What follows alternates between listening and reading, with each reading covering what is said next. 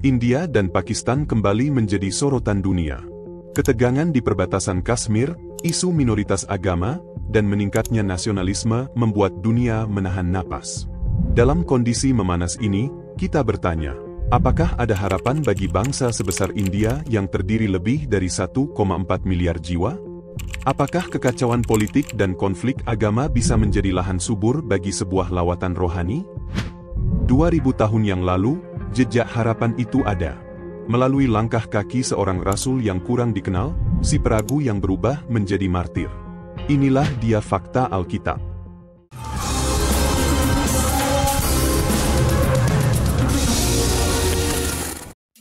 Jejak Injil di tanah Hindustan. Tradisi Kristen Timur meyakini bahwa Rasul Thomas, satu dari 12 murid Yesus, datang ke India sekitar tahun 52 Masehi untuk memberitakan Injil. Ia diyakini tiba di pantai Malabar dan menginjili komunitas Yahudi serta penduduk lokal di wilayah tersebut. Ia mendirikan 7 gereja dan menjadi pelopor kekristenan di India Selatan. Thomas bukan hanya dikenal karena keraguannya, Yohanes 20, ayat 25, tetapi juga karena kesetiaannya yang luar biasa setelah mengalami perjumpaan pribadi dengan Yesus yang bangkit. Ia pernah berkata, "Marilah kita pergi juga untuk mati bersama-sama dengan Dia." Yohanes 11, ayat 16.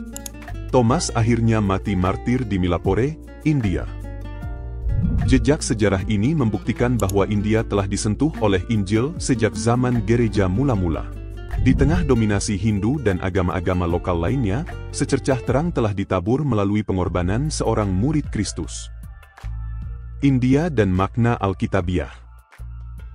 Walaupun Alkitab tidak menyebut India secara langsung, ada beberapa referensi tidak langsung yang bisa dikaitkan, di mana Tuhan memiliki rencana atas bangsa ini. Pertama, Mazmur 72, ayat 8-11, berbicara tentang raja yang akan berkuasa dari laut ke laut, dan bangsa-bangsa dari ujung bumi akan mempersembahkan upeti. Sebuah bayangan profetik bahwa Kristus akan disembah oleh semua bangsa, termasuk India. Kedua, Matius 28, ayat 19, "Pergilah, jadikanlah semua bangsa muridku." Amanat ini tetap relevan bagi gereja masa kini, dan India menjadi salah satu ladang terbesar yang masih haus akan Injil. Gereja yang bertumbuh di tengah penindasan. India modern menyimpan paradoks besar.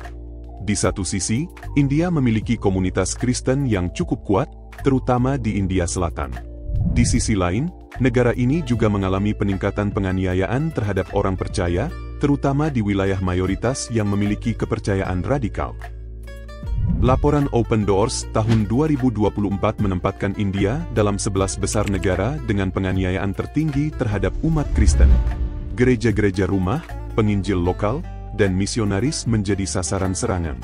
Namun, sama seperti gereja mula-mula, api penganiayaan tidak memadamkan iman, malah menyulut pertumbuhan rohani yang luar biasa.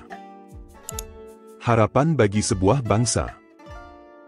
Rasul Thomas memberi kita pelajaran penting, bahkan di tanah yang asing, bahkan di antara bangsa yang belum mengenal Kristus, pengharapan dapat tumbuh melalui kesetiaan satu orang.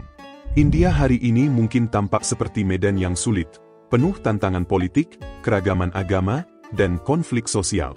Namun, sejarah membuktikan bahwa Tuhan tidak pernah meninggalkan satu bangsa pun dari rencananya.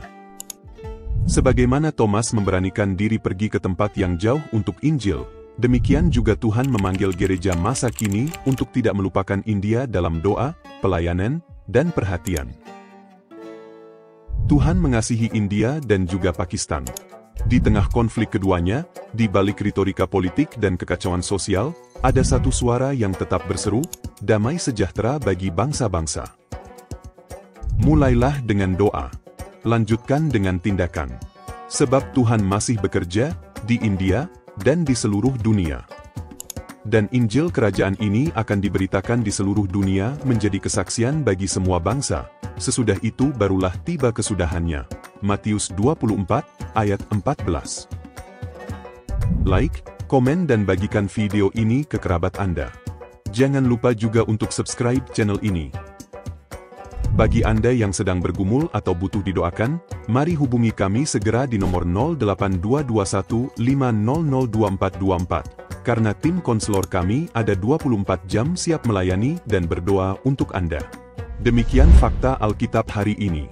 Tuhan Yesus memberkati.